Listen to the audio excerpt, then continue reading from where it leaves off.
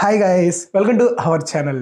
ఈరోజు మనం ఈ వీడియోలో కేకేఆర్ అండ్ ఢిల్లీ క్యాపిటల్స్కి సంబంధించి ఐపీఎల్లో బెస్ట్ ప్లేయింగ్ లెవెన్ ఇంకా ఆ రెండు టీమ్స్కి సంబంధించి ఫుల్ డీటెయిల్స్ అయితే ఈరోజు మనం ఈ వీడియోలో చూసేద్దాం.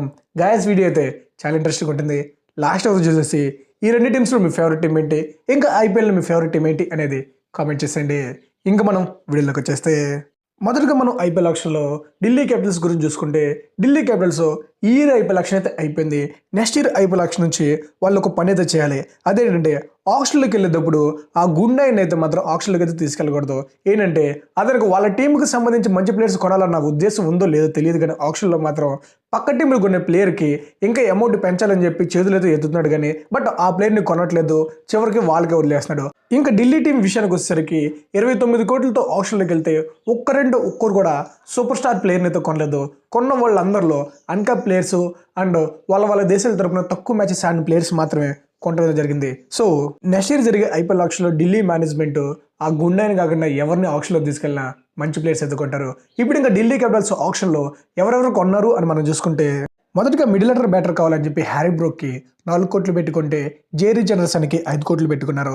ఇంకా షహీహూప్ని ఈ 75 లక్షలు పెట్టుకుంటే, కుమార్ కుషంగా అని చెప్పి ఒక అండర్ 19 ప్లేయర్కి అయితే 7 కోట్లు 20 లక్షలు పెట్టయితే కొంటడం జరిగింది. మనోడు wicket keeper batter. So Rishabh Pant wicket keeping చేయకపోతే మనోడు చేత వికెట్ కీపింగ్ అయితే చేపిస్తారు. ఇంకా ఢిల్లీ కొన్న మరో ప్లేయర్స్ చూసుకుంటే, సుమిత్ కుమార్ అని చెప్పి హర్యానాకి చెందినటువంటి ఒక ఫాస్ట్ బౌలింగ్ ఆల్రౌండర్ అయితే కోటి పెట్టి తీసుకోవడం జరిగింది.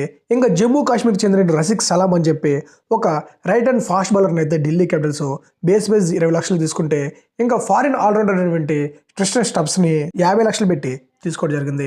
ఇంకా వీళ్ళు ముగ్గురే కాకుండా రిక్కీ బూ అని చెప్పి మన తెలుగు ప్లేయరు, అతనే కాకుండా ఇంకా సాత్విక్ అని చెప్పి మరో ప్లేయర్ని అయితే వాళ్ళిద్దరిని అయితే బేస్ ప్రైజ్కి అయితే తీసుకోవడం జరిగింది. ఢిల్లీ క్యాపిటల్స్ మొత్తం అయితే 9 మంది ప్లేయర్స్ అయితే కొన్నారు. ఈ 9 మంది ప్లేయర్స్లో బిగ్ స్టార్ ప్లేయర్స్ అంటే ఎవరు లేరు. బట్ ఆక్షన్లో మాత్రం వారు 29 కోట్లతో వచ్చారంటే కనీసం ఒకరిద్దరు పెద్ద ప్లేయర్స్ అన్న కొంటారని చెప్పి ఫ్యాన్స్ అయితే ఎక్స్పెక్ట్ చేస్తారు. బట్ ఫ్యాన్స్ అంతా డిసప్పాయింట్ చేసే విధంగా అందరినీ అండర్ గ్రేడెడ్ ప్లేయర్స్ని అయితే కొనడం జరిగింది. సో ఈ ప్లేయర్స్ ఢిల్లీ క్యాపిటల్స్ ఈ ఇయర్ ఎలా మేనేజ్ చేస్తారో చూడాలి.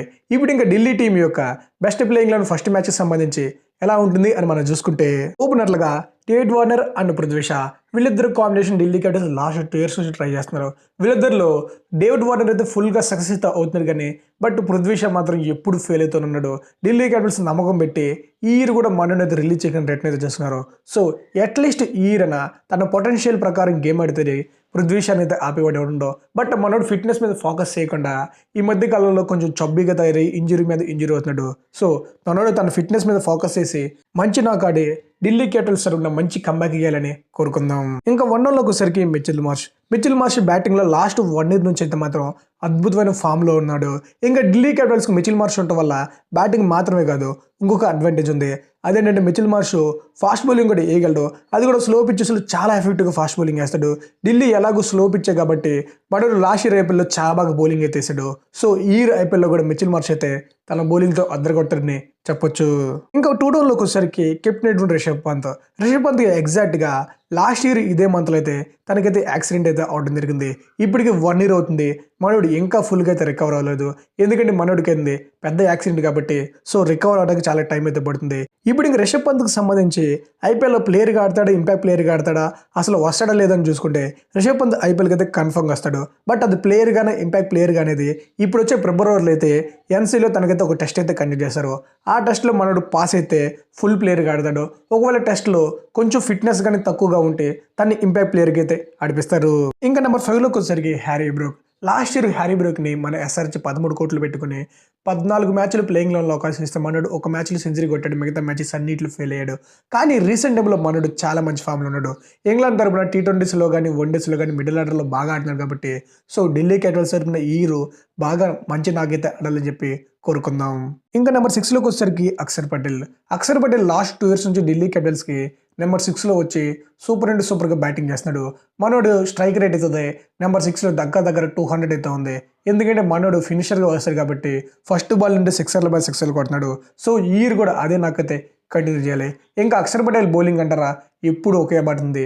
వికెట్లు వచ్చిన రోజు వస్తాయి, రాకపోతే డాట్లు వేస్తాడు. ఇంకా నెంబర్ 7లోకి వచ్చేసరికి సుమిత్ కుమార్ అని చెప్పి ఢిల్లీ క్యాపిటల్స్ కోటి రూపాయలు పెట్టి కొన్నటువంటి ఫాస్ట్ బౌలింగ్ ఆల్రౌండర్ అయితే ఇక్కడైతే ఆడిపించే ఛాన్స్ అయితే ఉంది.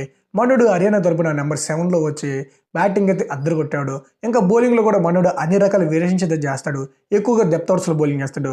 కాబట్టి ఢిల్లీ క్యాపిటల్స్కి అయితే నెంబర్ 7కి మనుడు పర్ఫెక్ట్ సెట్ అవుతాడు. ఇంకా నెక్స్ట్ నెంబర్ 8లోకి వచ్చేసరికి కుల్దీప్ యాదవ్ రీసెంట్ టైంలో అంత మంచి ఫామ్లో ఉన్నాడు. మనం వరల్డ్ కప్లో చూసాం అండ్ ప్రజెంట్ జరుగుతున్న సౌత్ ఆఫ్రికా సిరీస్లో కూడా చూస్తున్నాం. సో కుల్దీప్ యాదవ్కి సంబంధించి తన ఫామ్ అయితే ప్రజెంట్ అయితే పీక్స్లో ఉంది. సో మనోడి విషయంలో ఎలాంటి డౌట్స్ అయితే పెట్టుకో అవసరం లేదు. ఇంకా నెంబర్ 9లోకి వచ్చేసరికి ఆండీ చినోకియా క్రికెట్ ఆడి ఇప్పటికి దగ్గర 3-4 మంత్స్ అయితే అవుతుంది. మనోడికి ఒక 4 మంత్స్ బ్యాక్ అయితే ఒక పెద్ద ఇంజురీ అయితే అయింది. ఆ టైంలో మనోడికి అయితే సర్జరీ చేశాడు. ఇప్పటి వరకు మనోడైతే ఇంతవరకు బౌలింగ్ అయితే వేయలేదు, ఎలాంటి డొమెస్టిక్ క్రికెట్ కూడా ఆడట్లేదు. సో ఢిల్లీ తరపున ఎలాంటి నాక్ ఆడతాడు, అదే ఎలాంటి కంబ్యాక్ ఇస్తాడు చూడాలి మరి. ఇంకా నెంబర్ 10కి వచ్చేసరికి ముఖేష్ కుమార్, లాస్ట్గా నెంబర్ 11కి వచ్చేసరికి ఖలీల్ అహ్మద్. రీసెంట్ టైంలో ముఖేష్ కుమార్ టీమిండియాలకు పర్మనెంట్ మెంబర్ అయితే అయిపోయాడు. అన్ని ఫార్మాట్లో రెగ్యులర్గా బౌలింగ్ వేస్తాడు అండ్ రెగ్యులర్గా కూడా వికెట్లు అయితే వేస్తున్నాడు. కాబట్టి ఢిల్లీ క్యాపిటల్స్కి అద్దరు కొడతాడు. ఇంకా ఖలీల్ అహ్మద్ కూడా రాజస్థాన్ రాయల్స్ తరపున రెగ్యులర్గా వికెట్లు తీస్తున్నాడు. తను మంచి లెఫ్ట్ హ్యాండ్ ఫాస్ట్ బౌలర్ కాబట్టి సో ఢిల్లీ క్యాపిటల్స్ ప్లేయింగ్ లెవెన్లో మనడు ఇంపార్టెంట్ ప్లేయరు. ఇంకా next Delhi Capitals impact player ఎవరిని యూజ్ చేసుకుంటారంటే కుమార్ కుషంగా అని చెప్పి 7,20,00,000 పెట్టి కొన్నటువంటి అండర్-19 ప్లేయర్కి అయితే వాళ్ళు ఇంపాక్ట్ ప్లేయర్కి అయితే యూజ్ చేసిన ఛాన్స్ అయితే ఉంది. మనడు రీసెంట్ టైంలో డొమెస్టిక్ క్రికెట్లో అయితే మాత్రం అద్దరు కొట్టేస్తున్నాడు. చాలా మంచి ఫామ్లో ఉన్నాడు. సెంచరీల మీద సెంచరీలు కొడుతున్నాడు. కాబట్టి సో ఢిల్లీ టీం అయితే తనని ఇంపాక్ట్ ప్లేయర్కి ట్రై చేయొచ్చు. ఇంకా మనం ఓవరాల్గా ఢిల్లీ క్యాపిటల్స్ గురించి చూసుకుంటే లాస్ట్ ఇయర్తో కంపేర్ చేసుకుంటే ఈ ఇయర్ అయితే చాలా స్ట్రాంగ్గా కనిపిస్తుంది. కాకపోతే మిడిల్ ఆర్డర్లో కొంచెం డౌట్గా ఉంది. అదేంటంటే వాళ్ళు చాలామంది కొత్త ప్లేయర్స్ అయితే కొన్నారు. అదే Harry Brook last year IPL fail అయ్యాడు. ఈ ఇయర్ ఎలా ఆడతాడో లేదో తెలియదు. ఇంకా Kumar Kushagra and Sumit Kumar first time IPL ఆడుతున్నారు. సో వాళ్ళు ఎలా ఆడతారో చూడాలి మరి. ఆ ఒక్క మైనస్ తప్ప ఢిల్లీ క్యాపిటల్స్ వస్తే ఎలాంటి మైనస్ లేదు. ఈ విధంగా ఢిల్లీ టీంకి సంబంధించి మీరే అనుకుంటున్నారు అనేది కామెంట్ చేయండి. ఇంకా నెక్స్ట్ మనం ఈ ఇయర్ ఐపీఎల్కి సంబంధించి కేకేఆర్ టీం గురించి అయితే చూసేసుకుందాం. మొదటగా కేకేఆర్ టీం ఆక్షన్లో ఎవరెవరు కొన్నారు అనే విషయానికి వచ్చేసరికి ఐపీఎల్ రికార్డ్స్ బ్రేక్ చేస్తూ మిచెల్ స్టార్క్ని అయితే 24,75,00,000 పెట్టి అయితే ఆక్షన్లో కొనడం జరిగింది. ఇంకా కేఎస్ భరత్ని 50 లక్షలకి, చేతన్ సగారిని 50 లక్షలకి, రమన్దీప్ సింగ్ని జస్ట్ 20 లక్షలకి అండ్ మనీష్ పాండేని అయితే 50 లక్షలకి. వీళ్ళే కాకుండా అత్కిన్సన్ ఏమో జస్ట్ ₹1,00,00,000కి, ఇంకా షకీబ్ హాసన్ ఏమో 20 లక్షలకి, ముజీబుర్ రహమాన్ ఏమో 2 కోట్లకి, షర్ఫిన్ రోదర్పాండ్ ఏమో 1,50,00,000కి, ఇంకా లాస్ట్గా రఘువంశీన్ ఏమో బేస్ ప్రైజ్ 20 లక్షలకి అయితే కేకేఆర్ అయితే తీసుకోవడం అయితే జరిగింది. కేకేఆర్ టీం ఐపీఎల్ ఆక్షన్లోకి ఒక మంచి ప్లాన్ అయితే వచ్చారు. అదేంటంటే మిచెల్ స్టార్క్ని ఎంత అమౌంట్ అయినా పెట్టి కొనాలని చెప్పి వాళ్ళు అయితే తీసుకున్నారు.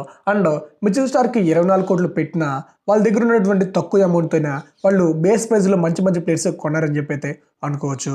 ఇప్పుడు ఇంకా ఈ ఐపీఎల్కి సంబంధించి కేకేఆర్ యొక్క బెస్ట్ ప్లేయింగ్లో ఎలా ఉండొచ్చు అని మనం అయితే చూసేసుకుందాం. ఓపెనర్లుగా Rahmanullah Gurbaz and Venkatesh Iyer. Last year వీళ్ళిద్దరే చాలా మ్యాచెస్ ఓపెనింగ్ చేశారు. వీళ్ళిద్దరిలో రమణల్లా గుర్బాజ్ లాస్ట్ ఇయర్ అయితే తనకు ఒక 3 మ్యాచ్లు ప్లేయింగ్లలో అవకాశం ఇచ్చారంటే కనీసం ఒక మ్యాచ్ అయినా మంచి నాకైతే ఆడతాడు. సో ఈ ఇయర్ కూడా తను వికెట్ కీపర్ బ్యాటర్ కాబట్టి మ్యాక్సిమం ఓపెనింగ్ అయితే పంపించవచ్చు. ఇంకా వెంకటేష్ అయ్యర్ బ్యాటింగ్ గురించి మనకు తెలుసు. పవర్ ప్లేలో ఎప్పుడైనా సూపర్ నాకైతే ఆడతాడు. ఇంకా వన్డౌన్లోకి వచ్చేసరికి captain Shreyas Iyer last year అయితే కేకేఆర్ చాలా మిస్ అయిందని చెప్పాలి. ఎందుకంటే మనోళ్ళు లేకపోవడం వల్ల చాలా మ్యాచెస్ అయితే ఓడిపోయారు. ఇప్పుడు ఇంకా ఈ ఇయర్ విషయానికి వచ్చేసరికి రీసెంట్ టైంలో శ్రేయస్ అయ్యర్ అయితే మాత్రం టీమిండియా తరపున చాలా మంచి ఫామ్లో అయితే ఉన్నాడు. సో ఈ ఇయర్ ఐపీఎల్లో కూడా అదే ఫామ్ అనేది కంటిన్యూ చేయాలని కోరుకుందాం. 2 డౌన్లోకి వచ్చేసరికి కేకేఆర్ వైస్ కెప్టెన్ అయినటువంటి Nitish Rana last year captain చేస్తూ చాలా మంచి నాకైతే ఆడడం జరిగింది. ఇప్పుడు ఇంకా ఈ ఇయర్ కెప్టెన్గా కాకుండా ప్లేయర్గా అయితే ఆడుతున్నారు కాబట్టి లాస్ట్ ఇయర్ కంటే బాగా ఆడే ఛాన్స్ అయితే ఉంటుంది. ఇంకా నెంబర్ 5లోకి వచ్చేసరికి మనీష్ పాండే గతంలో కేకేఆర్ ఆడినప్పుడు సూపర్గా అద్దరుకొట్టాడు. ఇప్పుడు ఇంకా తిరిగి కేకేఆర్కి అయితే రావడం జరిగింది. సో ఈ ఇయర్ ఎలా ఆడతాడో చూడాలి. అండ్ రీసెంట్ టైంలో మనోడైతే అంత మంచి ఫామ్లో అయితే లేడు కానీ బట్ తనకు నచ్చిన ఫ్రాంచైజీకి అయితే రిటర్న్ అయితే వచ్చాడు కాబట్టి మంచి నాకు ఆడాలని చెప్పి ఎక్స్పెక్ట్ చేద్దాం. ఇంకా నెంబర్ 6 చూసుకుంటే the finisher lord Rinku Singh. Last year Rinku Singh KKR తరపున ఎలా ఆడారో మనందరికీ తెలుసు. ప్రతి ఒక్కరికి గుర్తుంటుంది. ఎస్ దయాల్ అగనిస్ట్గా 5 బాల్కి 5 సిక్స్లు కొట్టి మ్యాచ్ గెలిపించింది. ఇంకా ఆ ఒక్క నాకే కాదు, తర్వాత కూడా చాలా మంచి ఫామ్లో ఉన్నాడు. రీసెంట్ టైంలో తను టీమిండియాలో రెగ్యులర్ మెంబర్ అయిపోయి ప్రతి మ్యాచ్ అయితే అదరగొడుతున్నాడు. సో కేకేఆర్ తరపున కూడా ఈ హీరో అదే ఫామ్ కంటిన్యూ చేస్తూ ఇంకా బాగా ఆడాలని చెప్పి ఎక్స్పెక్ట్ చేద్దాం. ఇంకా నెంబర్ 7లోకి వచ్చేసరికి ఆండ్రూ రసెల్ గేమ్ గురించి మనందరికీ తెలుసు. సో స్పెషల్గా చెప్పాల్సిన అవసరం లేదు. తన బౌలింగ్లో కూడా డెప్త్ ఓవర్స్లో పేలేస్తాడు. ఇంకా బ్యాటింగ్ విషయానికి వచ్చారంటారా, తను నెంబర్ 7లో రావచ్చు, నెంబర్ 6లో రావచ్చు, నెంబర్ 5లో రావచ్చు. అది ఓవర్లు బట్టి. తను బ్యాటింగ్ వచ్చేటప్పుడు 4-3 ఓవర్లు ఉంటే చాలు, వచ్చిన ఫస్ట్ బాల్ నుండి భారీ సిక్స్ అయితే కొడతాడు. సో రీసెంట్ టైంలో కూడా వెస్టిండీస్ తరపున మంచి నాకైతే ఆడతాడు కాబట్టి సో కేకేఆర్ తరపున అదే నాకైతే కంటిన్యూ చేయాలి. ఇంకా నెక్స్ట్ నెంబర్ 8లోకి వచ్చేసరికి సునీల్ నరైన్ రీసెంట్ టైంలో తను బ్యాటింగ్ అంతగా చేయలేకపోయినా బట్ బౌలింగ్లో మాత్రం రెగ్యులర్గా తన 4 ఓవర్లు తను వేస్తూనే ఉన్నాడు. ఆ 4 ఓవర్లో కనీసం 2-3 వికెట్లు తీస్తున్నాడు. ఒక 10 లేదా 15 రన్స్ తీస్తున్నాడు. సో ఈ ఐపీఎల్లో కూడా తనైతే అదే కంటిన్యూ చేస్తే కేకేఆర్ మళ్ళీ ఛాంపియన్ అయితే అవ్వచ్చు. ఇంకా నెక్స్ట్ మనం నెంబర్ 9లోకి వచ్చేసరికి మిచెల్ స్టార్క్ని కేకేఆర్ టీం 24,75,00,000 పెట్టి కొన్నారు. అంత అమౌంట్ వెళ్తుందని చెప్పి నేనైతే ఎక్స్పెక్ట్ చేయలేదు. బట్ కేకేఆర్ ఒక మంచి ఫారెన్ ఫాస్ట్ బౌలర్ అవసరం కాబట్టి మనోడు కోసం అయితే ఎంత దూరమైనా వెళ్ళాలని చెప్పి సో 24,75,00,000 పెట్టి కొన్నారు. ఇప్పుడు ఇంకా మనోడు అంత అమౌంట్కి వర్తా లేదా మీరే అనుకుంటున్నారు అయితే కామెంట్ చేయండి. నేనైతే ఇది చాలా ఎక్కువ అని చెప్పి అనుకుంటున్నా, బట్ మీరే అనుకుంటున్నారు అనేది కామెంట్ చేయండి. ఇంకా నెక్స్ట్ నెంబర్ 10లోకి వచ్చేసరికి చేతన్ సకరియా కూడా ఢిల్లీ క్యాపిటల్స్ ఉన్నప్పుడు రెగ్యులర్గా ఛాన్సెస్ ఇవ్వకపోవడం వల్ల మనోడైతే టాలెంట్ అయితే ప్రూవ్ చేసుకోలేకపోయాడు. కానీ ఈ ఇయర్ కేకేఆర్కి మంచి ఇండియన్ ఫాస్ట్ బౌలర్ అయితే అవసరం ఉంది కాబట్టి సో డెఫినెట్గా కేకేఆర్ అయితే మనోడు రెగ్యులర్గా ఛాన్స్ అయితే ఇస్తారు.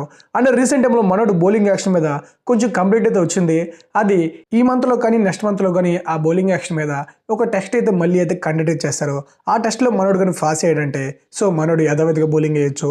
లేకపోతే తనకు మళ్ళీ టైం ఇచ్చి ఐపీఎల్ టైం కల్లా తన బౌలింగ్ యాక్షన్ సెట్ చేసుకోవడానికి తనకు ఇంకొక అవకాశం అయితే ఇస్తారు. ఇంకా లాస్ట్గా నెంబర్ 11 విషయానికి వచ్చేసరికి వరుణ్ చక్రవర్తి లాస్ట్ ఇయర్ ఐపీఎల్లో ఎలా బౌలింగ్ వేసాడు మనందరూ చూసాం. అండ్ రీసెంట్ టైంలో కూడా తమిళనాడు తరపున మనోడైతే చాలా మంచి ఫామ్లో ఉన్నాడు, రెగ్యులర్గా వికెట్లు అయితే వేస్తున్నాడు. సో ఈ ఇయర్ కూడా అదే ఫామ్ అయితే కంటిన్యూ చేయాలి.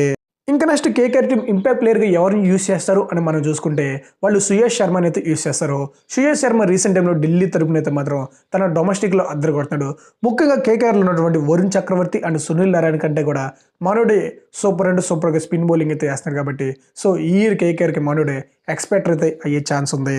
గాయస్ ఇంకా ఓవరాల్గా కేకేఆర్ టీం ఫస్ట్ మ్యాచ్కి సంబంధించి ఇలాంటి ప్లేయింగ్ లెవెల్తో వెళ్ళే ఛాన్స్ అయితే ఉంది. ఇంకా దీనిలో ఒక చేంజ్ చేయొచ్చు.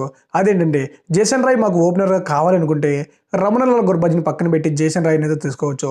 అప్పుడు వికెట్ కీపర్గా ఎవరిని ట్రై చేయాలంటే అప్పుడు మనీష్ పాండేని పక్కన పెట్టి మన తెలుగులో KS Bharat and Jason Roy చేత ఓపెనింగ్ అయితే చేయించవచ్చు.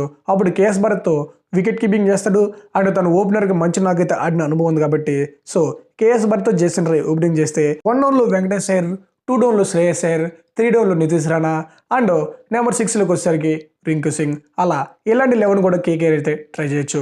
గాయస్ ఇంకా ఓవరాల్గా కేకేఆర్ టీం అయితే ఇప్పుడు ఇంకా కేకేఆర్ టీంకి సంబంధించి మీరు ఎలాంటి ప్లేయింగ్ ఎక్స్పెక్ట్ చేస్తున్నారో కామెంట్ చేయండి. ఇప్పుడు ఇంకా ఈ టీంలో ప్లస్ అండ్ మైనస్ చూసుకుంటే బ్యాటింగ్ మాత్రం బేబచ్చంగా ఉంది. కాకపోతే బౌలింగ్ విషయానికి వచ్చరికి ఒక మిచెల్ స్టార్క్ పర్ఫార్మెన్స్ మీదే మొత్తం ఆధారపడి ఉంటుంది. ఎందుకంటే ఫాస్ట్ బౌలింగ్లో మిచెల్ స్టార్క్ మినహాయిస్తే అంత సూపర్ ఫాస్ట్ బౌలర్ లేరు కాబట్టి సో కేకేఆర్ ఫాస్ట్ బౌలింగ్ అయితే కొంచెం డౌట్కి అయితే ఉంది. కాకపోతే గౌతమ్ గంభీర్ అయితే ఉన్నాడు కాబట్టి వాళ్ళ దగ్గర ఉన్న ప్లేయర్స్లోనే వాళ్ళ బెస్ట్ తీసుకొస్తూ వాళ్ళ టీంని అయితే స్ట్రాంగ్ చేయడానికి ట్రై చేస్తారు. సో ఈ టీంతో కేకేఆర్ ఈ ఇయర్ ఎలా ఆడుతుందో చూడాలి. మరి గాయస్ ఇంకా ఫైనల్గా ఢిల్లీ అండ్ కేకేఆర్ టీంకి సంబంధించి ఫుల్ ఇన్ఫర్మేషన్ అయితే ఇది. ఇప్పుడు ఇంకా ఈ 2 టీమ్స్కి సంబంధించి మీరే అనుకుంటున్నారు అనేది కామెంట్ చేయండి. అండ్ వీడియో చేయడానికి నాకైతే చాలా టైం అయితే పెట్టింది గాయస్. సో ఇప్పటి వరకు ఎవరైనా లైక్ చేయకపోతే కొంచెం లైక్ చేసి నాకైతే సపోర్ట్ చేయండి. అండ్ ఇలాంటి వీడియోస్ మన ఛానల్లో రెగ్యులర్గా అయితే వస్తూనే ఉంటాయి. అవన్నీ మిస్ అవ్వకూడదంటే మన ఛానల్ అయితే సబ్స్క్రైబ్ చేసుకోండి. Thanks for watching. Have a nice day.